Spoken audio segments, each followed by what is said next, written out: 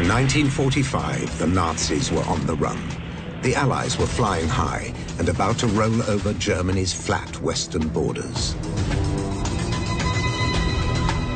But in the deep southern heartland of Hitler's Reich loomed the threat of the unknown. Fears grew of a last-ditch Nazi fightback in the Alps. In terms of a defense, it was an ideal place to defend yourself. This was high mountains, very difficult terrain. How could you wage a war with tanks there? Almost not possible. Very low experience from the Allied side to wage a war in this mountain region. A lot of experience from the German side, a lot of elite troops there. They knew there were a lot of SS troops in Austria, so uncertainty.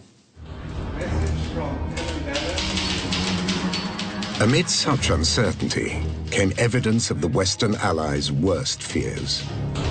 Neutral Switzerland bordered part of the German Alpine region. The American intelligence chief in Bern, Alan Dulles, had a grim report. It suggested that a fanatical elite was massing in the mountains. A hardcore led by those with death heads on their caps. The merciless SS would spearhead a desperate guerrilla war from an Alpine fortress. It was the very fact that the Bavarian and Austrian mountains seemed to lend themselves so well to guerrilla warfare, that this horrible idea, because it represented a nightmare for Allied military strategists, that this horrible idea started to gain currency. The horrible idea was an ultimate nightmare for the advancing Allies. An Alpenfestung, or Alpine fortress, extending into northern Austria. Defended by thousands of troops, steeling themselves for a final do-or-die fight for the fatherland. Their fingers on the triggers of an arsenal of secret weapons hidden in crags and crannies. At this time, in January 1945, they didn't know what was going on when they entered Germany. And they were taken by surprise by the Battle of Bulge, was a German counterattack in December 1944. And they didn't expect that. So the question was, yes, we have won the war. This is clear. But, I mean, are we able to cross the Rhine? Are there some secret weapons still? Is there somehow a secret counterattack prepared? So it was all uncertain. Uncertainty and fears of so-called wonder weapons were understandable. The Germans had already developed ballistic missiles and jet planes. And other, more fearsome, more destructive horrors were on Nazi drawing boards. What the Allies decided to do was to be prudent, to assume, given Hitler's nature, given the fanaticism of the SS and the fact the SS probably controlled the German state by then, to prepare for the worst. The Alpine Redoubt was the worst. It was the worst case scenario that anyone could imagine, and they felt they had to prepare for it. Some tunnels and bunkers had already been excavated in existing salt mines. Even today, the crumbling remains of the would-be Alpine fortress are well hidden. One tunnel complex near the Austrian city of Salzburg was to be the command center of the Nazi Alpine fortress. Such tunnels were also used to build planes and rockets, as Allied bombing reduced conventional German factories to rubble. This is where, according to the plans for the Alpine fortress, the high command of the SS would have been situated, led by Himmler. Himmler's documents in Berlin were already packaged and addressed. The complex extends over 6,000 square meters, and the plan was for 22,000 square meters. As well as bunkers below, the Germans seemed to be amassing manpower above. Senior Nazis gathered in the Alps. SS chief Heinrich Himmler's deputy, Ernst Kaltenbrunner moved back to his native Austria, to a villa above the spa town of Altausee. Himmler named him commander-in-chief of all forces in southern Europe. He would coordinate the Nazi fightback from a region he knew well. He was somehow in charge of the secret police and the political police, so he was quite a very important figure in the SS world. Another influential Austrian SS man was lurking in the Alps. The presence of SS commando leader Lieutenant Colonel Otto Skorzeny was yet more evidence of an Alpine fortress. Otto Skorzeny was Austrian by birth and was a weird figure with almost no military training, but he was very clever to establish himself in the SS world. At this time of the war, in April 1945, he was in command of what we call the Special Forces, the SS Special Forces, the command units. And he was able to withdraw two of his command units from the Eastern Front to Austria. And this should have been to the core of the defense force of the Alpine fortress. The region bordering southern Bavaria and Austria was already riddled with old mining tunnels. Some of them were extended and used to build weapons. Schwaz is the site of old Austrian silver mines near the German border.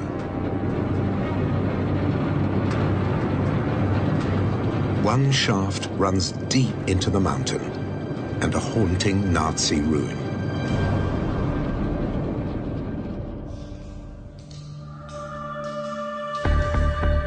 The dank, dark subterranean world is usually off limits to visitors.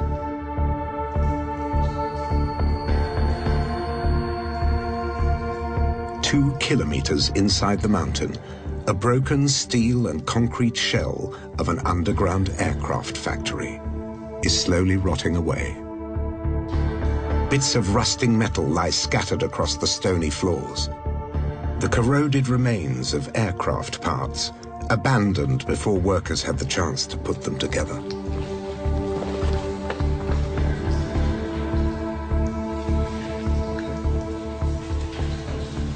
The whole complex is in entirely the same state as it was when it was left, following the detonation at the time.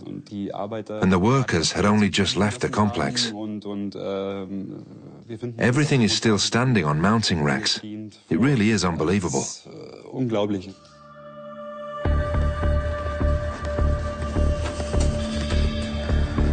Deep underground, far from the threat of Allied aerial bombing, the old mining tunnels were ideal places to build weapons. Including a new generation of planes die-hard Nazis hoped would repel the Allies rampaging into the Reich. These are the remains of one of the first jet fighters in the world, the Messerschmitt 262. Almost 1,500 were built, but only a few hundred flew in combat.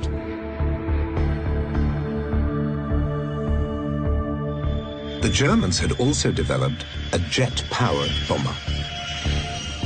Hermann Göring, the head of the Luftwaffe, had dictated a requirement to the aircraft industry that he wanted this 1,000-kilometer aircraft, 1,000-kilometer range that could fly at 1,000 kilometers an hour and carry 1,000 kilograms of bombs. And at the time, it was a huge, very, very challenging requirement for any manufacturer to meet. German engineers overcame another great challenge and had developed the world's first long-range ballistic missile, the V-2.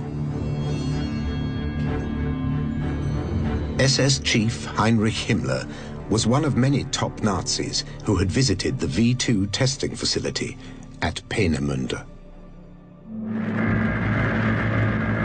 More than 1,000 V-2s were fired at Britain. They were the pinnacle of rocket technology at the time, flying some 80 kilometers above the Earth.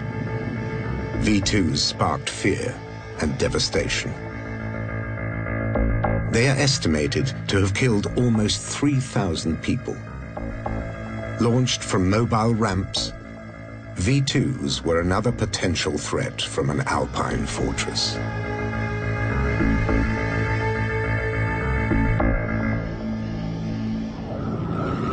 And there was another, even greater horror emerging from Nazi drawing boards.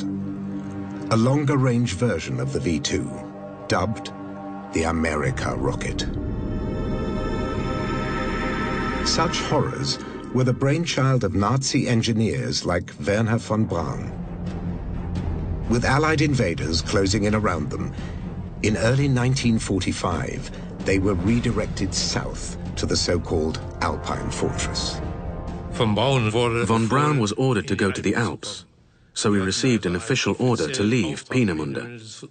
So we didn't flee, but it was requested that we go to the Alpine fortress in the south of Germany. The original plan was, which we had never believed, to continue building V2s down there. The Nazi Germans may have had a technological advantage, but they were vastly outnumbered by conventional planes, tanks, and troops. German airfields and factories were overrun. In central Germany, the advancing Allies found the remains of another wonder weapon. A menacing bat-like jet fighter bomber, partially made of wood. Looked sexy and looked efficient and fast and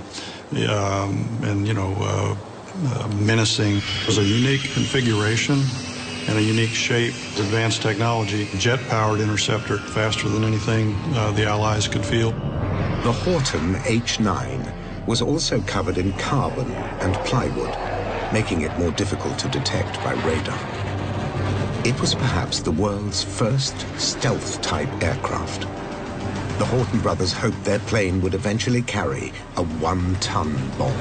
If the Horten 9 could have been put into production, perhaps even fitted it with rockets, unguided rockets that they could use against the bombers, I think all these things are quite possible. And fielded in significant numbers, it would have been certainly faster than the Allied piston-driven airplanes, and it could have had a significant impact on the air war.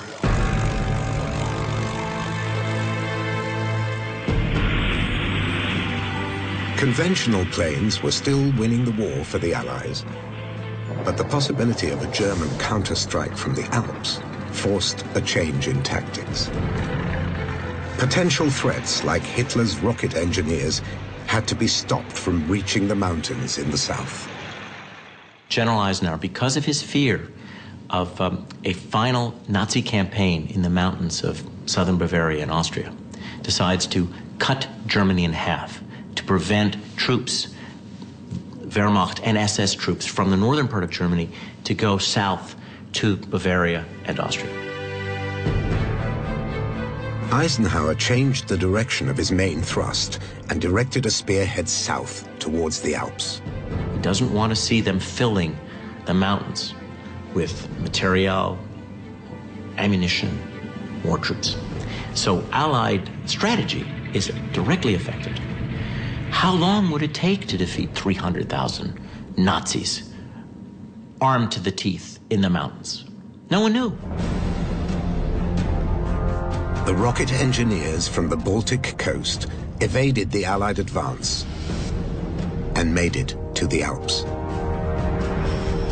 They were a vital asset to be protected in the barracks of the Gebirgsjäger, or mountain troops.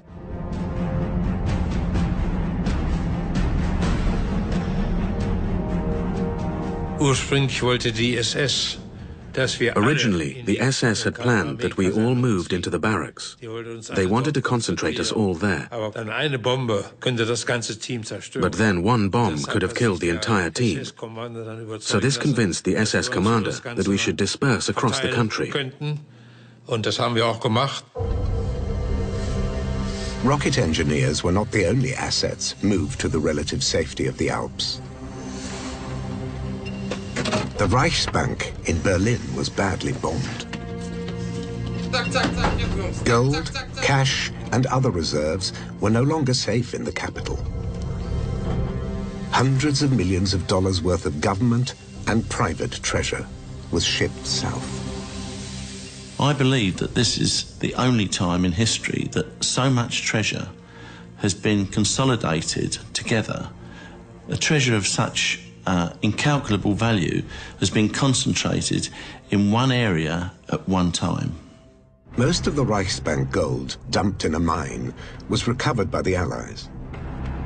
A small percentage remained unaccounted for. There are still Nazi relics in the tunnels, mines, and alpine lakes around Germany's southern borders. Some believe that fabled Nazi treasure still lies hidden in the region where Hitler's die-hard disciples planned to raise an alpine fortress.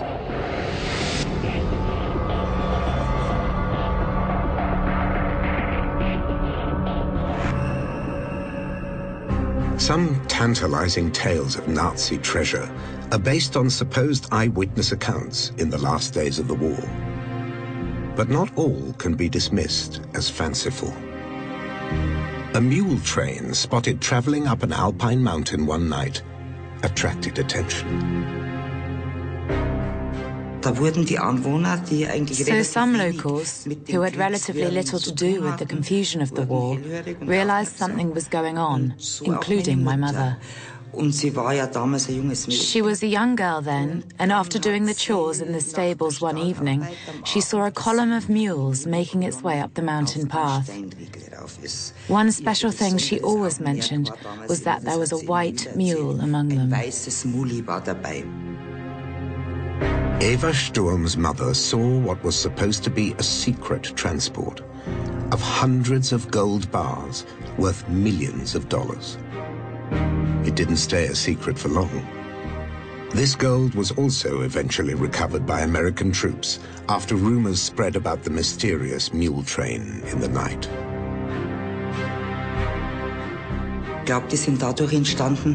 I think the rumors started because there were a few forest workers who saw these bags. So it wasn't all that secret. Many people had noticed something. Rumors and stories persist of other buried treasures that were not recovered. According to local legends, some people grew suddenly rich after the war. Such tales have attracted a new generation of treasure hunters in the old Alpine fortress territory.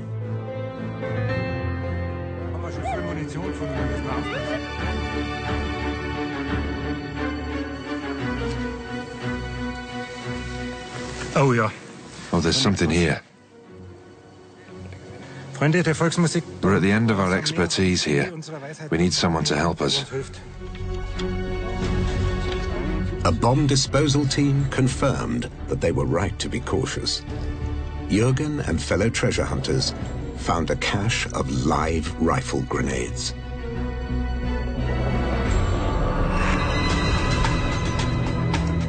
The Nazi gold trail extends further east to the picture postcard lakes and mountains of the Salzkammergut near Salzburg in Austria. This was also to be part of the Alpenfestung. It's another place where stories of hidden treasure proliferate. There were also treasure caches which came from the SS and the Foreign Office.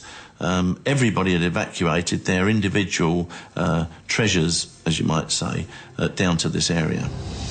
As well as gold, priceless artworks taken from private collectors, churches and museums were sent south.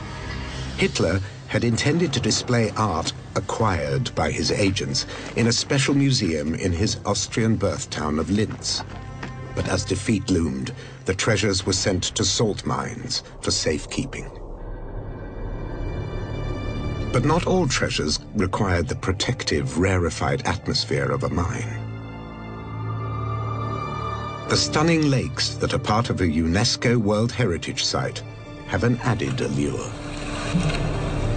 as fabled dumping grounds for Nazi gold. The Salzkammergut has been dubbed the Devil's Dustbin. Nazi relics have been recovered from the Grand Lakes, like this sign that proclaims Nazis enjoy visiting here.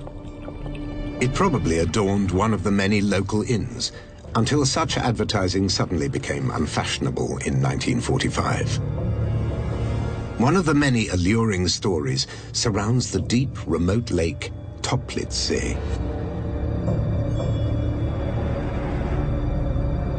A local farmer is said to have been summoned in the dead of night to help SS men dump truckloads of heavy boxes into the lake, packed with gold and secret Nazi files. Such alleged eyewitness accounts sparked a kind of gold rush. Divers dreamt of scooping up a fortune. But alpine lakes are dangerous. At least 2 divers have drowned in the Toplitz-See, its dark waters full of snags and hidden obstacles. But in 1987, it seemed that the deadly risks were worth it. A breathtaking treasure was apparently recovered from the treacherous mud by a local dive expert, Gerhard Zauner. We dumped it in the Toplitz-See and then recovered it and had it confiscated. 3 days later, they realized it wasn't gold. It was a glittering example of Gerhard Zauner's mischievous sense of humor. The gold ingots were bars of bronze, but his hoax proved to be a 24-carat sensation. We were given it back, but there was a massive media reaction. Gold found in the Toplitz-See. It went round all of Europe. The fake gold features in a display in his dive shop, along with a huge range of Nazi and other relics recovered from the lake. He's found everything from medals to a working anti-aircraft gun, but no gold. And yet, another kind of treasure has been found in the Toplitz-See. In the 1980s, biologist Hans Fricker ventured deep into the lake, searching for a wealth of wildlife.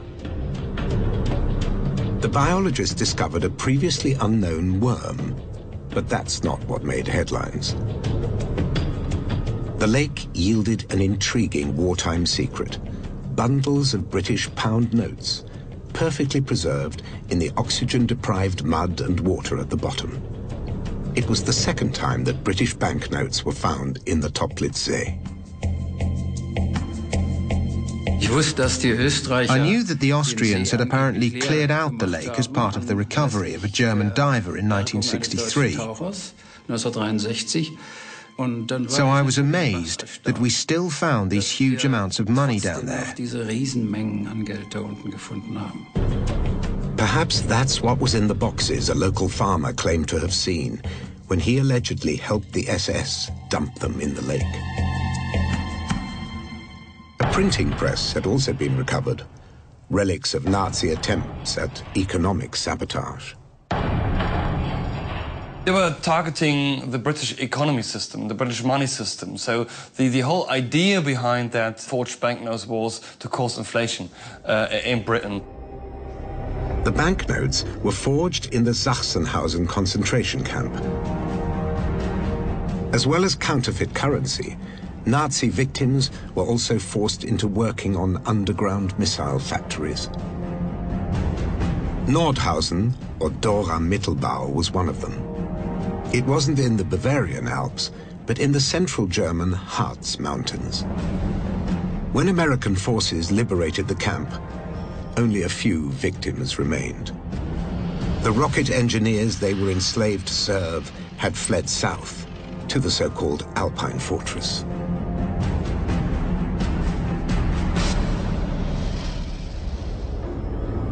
In the Alpine underworld, like this tunnel near Salzburg, the Nazis continued to work their victims to death. A memorial stone and graffiti, testament to the horrors that were once inflicted in the tunnels, usually locked up and largely forgotten.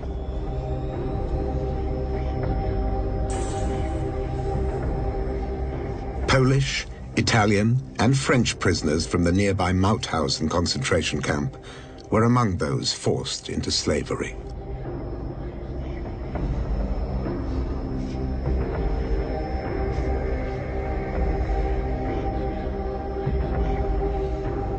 Few survived, and fewer still lived to bear witness to the human cost of the Nazi Alpine fortress fantasy.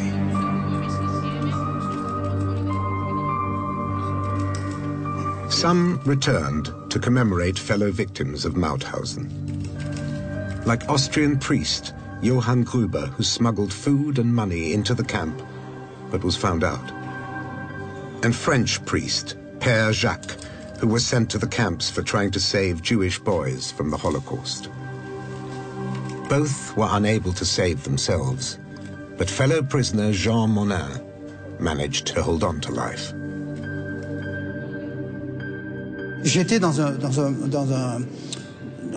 I was already in the barracks for the dying. I thought it was all over for me. But friends took me into the central camp and hid me there for 14 days. Then we were liberated. I weighed 38 kilos then.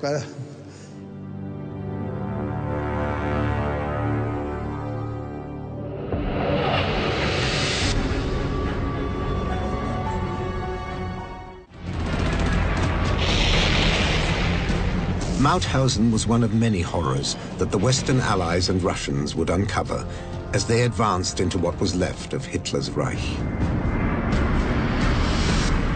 The regime responsible for the murder of millions was in ruins. Wary that they could face a final fanatical fight in a Nazi Alpine fortress, the Allies had cut escape routes to the south and stormed into Bavaria itself. The American 7th Army advanced into the traditional Nazi heartland and marched into Nuremberg. Once an imposing staging ground for Hitler's elaborate rallies, the medieval city was bombed to ruins, as was much of Munich. The city that bred the Nazi movement bore telling graffiti. Concentration camps Felden, Buchenwald, I'm ashamed to be German. But few had dared to speak out when Hitler was in power, and millions paid the price. Dachau was the first concentration camp established under Nazi rule. The survivors were liberated. The oppressors became the oppressed, hunted down and forced to answer for their crimes. Others, like Adolf Eichmann, who played a key role in planning the mass murders of the Holocaust, retreated into Austria. Before he died, a fellow Nazi who worked with SS deputy Ernst Kaltenbrunner recalled a lakeside stroll with Adolf Eichmann. He complained to me that Kaltenbrunner hadn't received him and had presented him with a roll of sovereigns, English gold coins, through an adjutant. Eichmann said, "I don't give a damn about that. I have my own. I want orders on how to proceed." He was one of the few who really believed in the Alpine fortress. The Allies cautiously closed in around what they thought could be the dreaded Alpenfestung, or Alpine fortress. South of Austria, the German garrison in Italy surrendered. Time was running out for senior Nazis hoping to make a last stand or desperate escape. The Allies continued their advance around the mountains where fanatical German forces might fight a final battle. But for important Nazis like Adolf Eichmann, there was no Alpenfestung in which to hide. He was captured, but later escaped. Others, like Himmler's deputy, Ernst Kaltenbrunner, used the threat of an Alpine fortress as a bargaining chip. Ernst Kaltenbrunner realized, well, the war is over, and how can I rescue myself? But then he said, well, there is an Alpine fortress, and there is a danger of a last battle. And he knew that the Americans, the British, were keen to end the war as soon as possible. So he must build up the danger of a last battle and then to offer something to say, well, we can avoid that. We can avoid that. And if you're going to rescue me and if I'm safe, then I will do everything possible to avoid that last battle. Kaltenbrunner was one of many Nazi war criminals who thought they could negotiate and get away with murder. Karl Wolff had participated in the deportation of the Jews of Italy to Auschwitz. He had to sell something to save himself.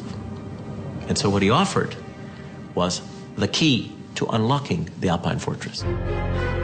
Once they got into the Alps, the Allies realized there was no fortress, no fanatics wielding wonder weapons in a last-ditch fight. The problem is, if you want to have a fortress, you must build a fortress. You must have time to build fortifications, barbed wire trenches, bunkers, shelters, whatever. It was far too late. So even if we ask the question, what happens if, there was absolutely no chance for them to have more than just a last battle of 1 or 2 days. For some senior Nazis, the Alpine fortress was a ruse that bought them time to escape justice. A group of SS men who should have gotten to know the hangman retired and lived out their days. That was the basic effect of the negotiation. These SS men who offered something they couldn't give managed to escape justice.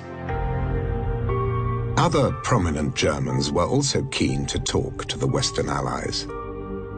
Rocket engineers like Werner von Braun developed the V-2 missiles that killed many thousands of innocent civilians. Yet they were given new lives in the United States to continue their work. I don't think it was a big problem for him. It certainly wasn't a big problem for me. I could see the advantages that we could continue working on rockets here under relatively good conditions, while there was pretty much nothing happening in Germany for many years. The Germans had run out of manpower, materials, and perhaps the will to mount any kind of meaningful resistance in the Alps.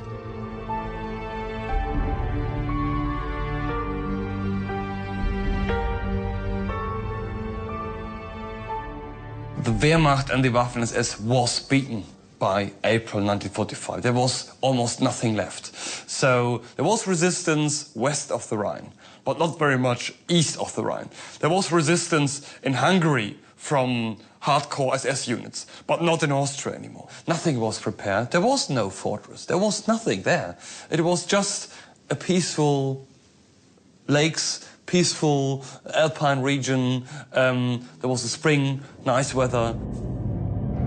In the calm that followed the spectacular fall of Hitler's Reich, lesser-known Nazis like Adolf Eichmann slipped away. But there was no escape for the larger-than-life figure of Luftwaffe chief Hermann Göring, who also fled south.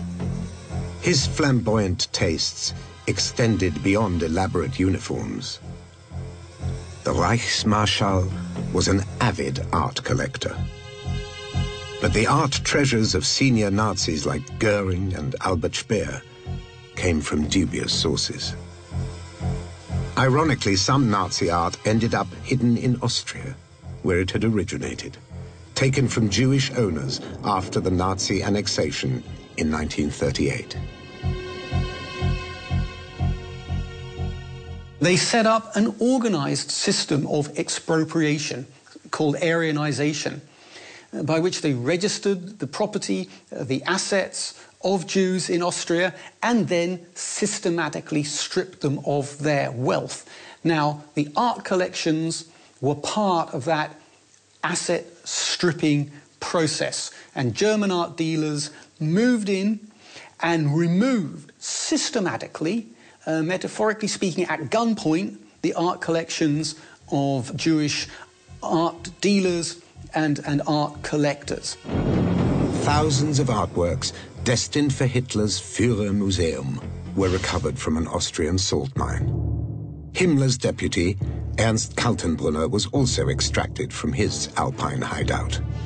He was tried for war crimes and hanged in October 1946. According to some accounts, a large quantity of gold was found hidden in his Alpine villa.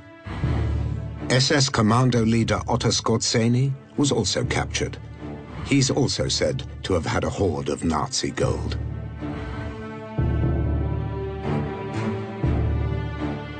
He was interrogated by the American Army Counterintelligence Corps, and when he was interrogated, it seems that he forgot to mention anything about the vast treasure that he'd actually taken possession of. The SS Major is the subject of many intriguing tales. One says he was sent to France in search of the Holy Grail. Despite admitting that he and his men fought in American uniforms, he was spared, and some say extremely rich. Skorzeny received a treasure from Josef Spassel, a senior SS administrator. He had orders to get in touch with Skorzeny, and of course he handed over a tremendous amount of treasure to Skorzeny, which has disappeared. It's yet another alluring story of hidden Nazi loot that inspires treasure hunters to this day. Skorzeny and his troops were once camped near the Austrian lake of Erdensee. Evidence of their presence was found in the mud. I marked all the underground springs here for the hydrographic office. This lake is like a gigantic bog, and during this work, I found a ring. The SS Ring of Honor seemed to have been flung into the lake as the Allies approached. Perhaps it wasn't the only thing dropped into the Erdensee. Another tale has emerged of mysterious goods dumped into the water. There was a forester who told us there was an Alpine hut here, and a high-ranking SS officer had come to get the key. And then they went down and took stuff out of the hut to the middle of the lake, and then they dumped it there. Now, we didn't find anything because there is so much mud there. It's really difficult to find anything. The Erdensee is relatively flat, carpeted in a thick layer of mud that would swallow a heavy object, like a box full of gold. It's also a nature reserve, and diving is usually strictly verboten. Tentative permission was given for a search of the lake. From a boat loaded with state-of-the-art radar scanning equipment. And a GPS locator, which would record the precise position of any object detected in the mud.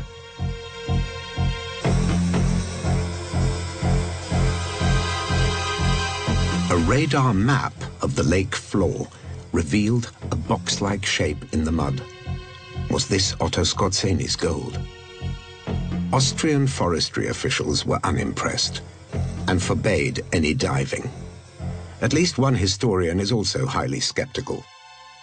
This is all a myth, and this is all driven by this perception of Indiana Jones. This is a good story for a Hollywood film, definitely, but has nothing at all to do with history. We know that they sometimes try to hide the gold, but this was recovered quite quickly. But legends like that of Skorzeny's loot won't die.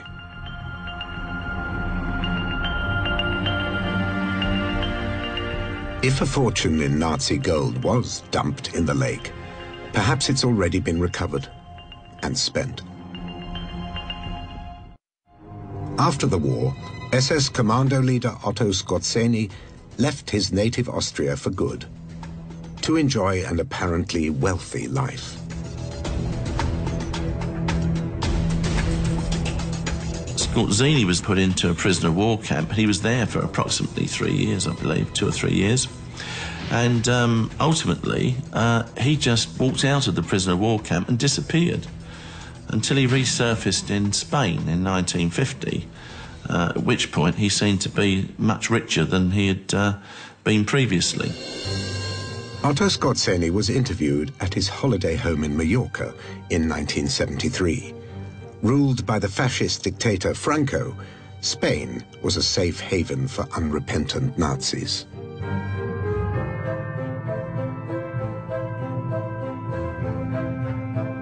It is every soldier's duty to lengthen the war, to hold out, as long as he has the order to do so.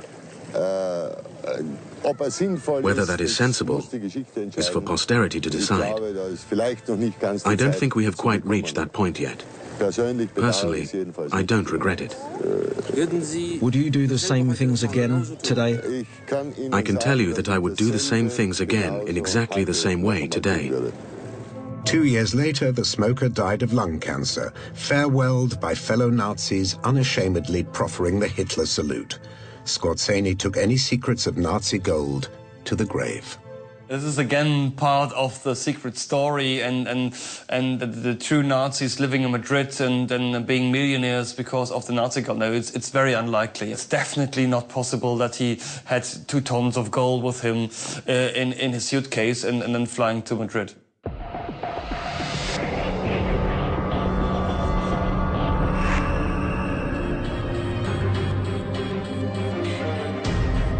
Back around the German alpine town of Garmisch, the hunt for fabled Nazi gold goes on.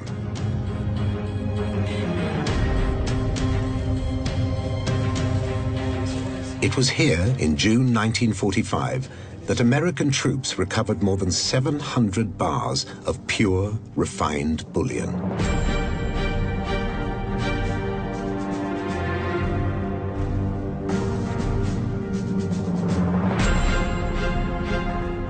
The hoard was worth hundreds of millions of dollars.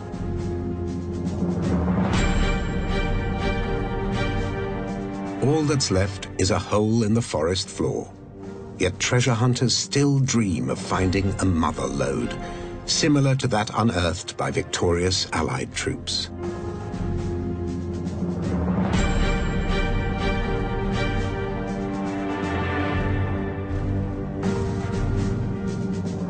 The riches that were recovered were transferred to a special Allied commission. A lot of the treasure was found in the 1940s, but an awful lot of treasure just disappeared. Some of it was stolen, some of it may very well be still there. And somebody, one day, might just find some of it.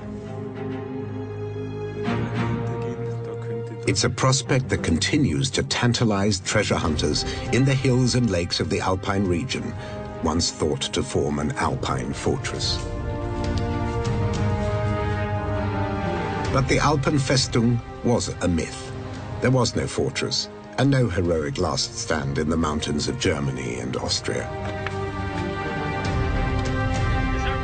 Like the Alpine fortress, the legends of Nazi gold also seem to be no more than a myth. Yet the scouring of crags and crannies goes on. German and Austrian lakes have produced a variety of Nazi relics. Tons of wartime detritus have been recovered from the deep waters of the Toplitzsee. Bombs, mines, and rockets, but no boxes of gold. You don't put a gold treasure into a deep lake because it's just impossible to recover that thing. So it's very unlikely, very, very unlikely that in some deep Austrian lakes they're still waiting something for us.